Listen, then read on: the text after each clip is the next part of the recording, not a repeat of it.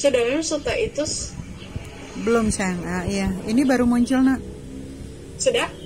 Iya, nah ini keren Jesse. Oke, Jasenia akan mempresentasikan materi tentang bahasa yang lugas dalam genre makro, materi pada modul 2. Disilakan Jasenia. Baik, terima kasih atas kesempatan telah diberikan. Perkenalkan nama saya Jasenia Dien dengan NIM 2006-11-0453, kelas IPA 1C. Saya akan membahas modul 2 tentang bahasa yang lugas dalam genre makro.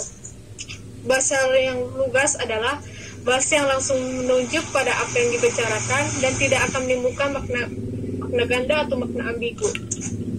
Genre makro adalah genre yang secara global menjadi nama jenis teks yang di dalamnya terdapat sejumlah subgenre yang disebut genre mikro. Contoh dari genre makro adalah iklan, berita, editorial, artikel jurnal, dan ulasan buku dan lain sebagainya.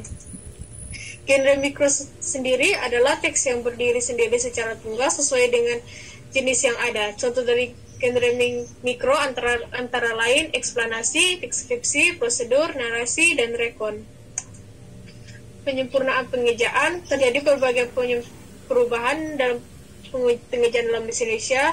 Pertama, font opposition yang pada tahun 1901, ejaan Suwandi pada tahun 1947, EYD atau ejaan yang disebut IYD tahun 1972, WB tahun 2015. Tulisan huruf. Terjadi berbagai kesalahan dalam penulisan huruf pertama. Dalam nama suku bangsa dan bahasa, hanya huruf pertama nama suku bangsa bahasa yang ditulis dengan huruf kapital. Nama tahun, bulan, dan hari, huruf pertama nama tahun, hari-hari besar dan peristiwa besar ditulis dengan huruf kapital. Judul. Huruf pertama setiap kata dari nama buku, majalah, dan sebagainya ditulis dengan huruf kapital kecuali kata tugas.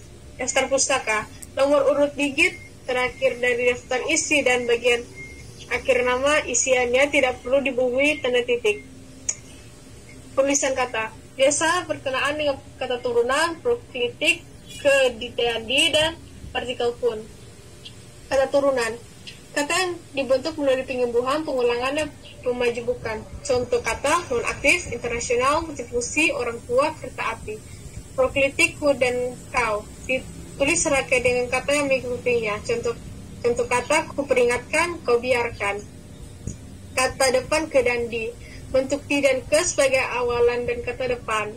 Sebagai awalan mereka ditulis serangkai, sebagai kata depan diikuti oleh kata benda, penunjuk, tempat, atau arah. Partikel pun ditulis terpisah dari kata yang mendahulunya. Bentuk pun biasanya menyertai kata benda, kata kerja, dan kata sifat.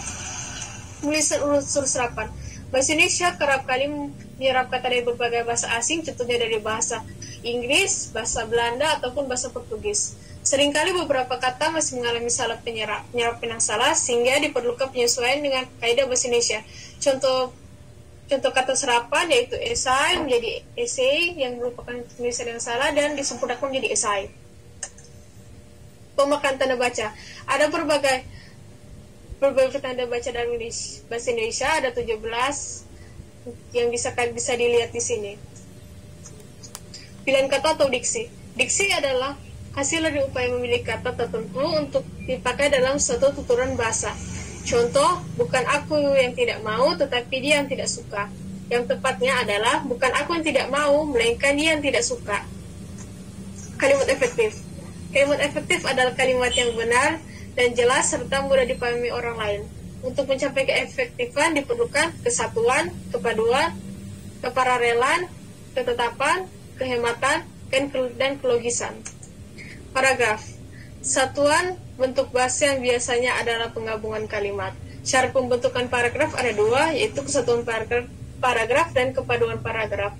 Letak paragraf berdasarkan letak kalimat utamanya ada 3, deduktif, induktif, dan campuran.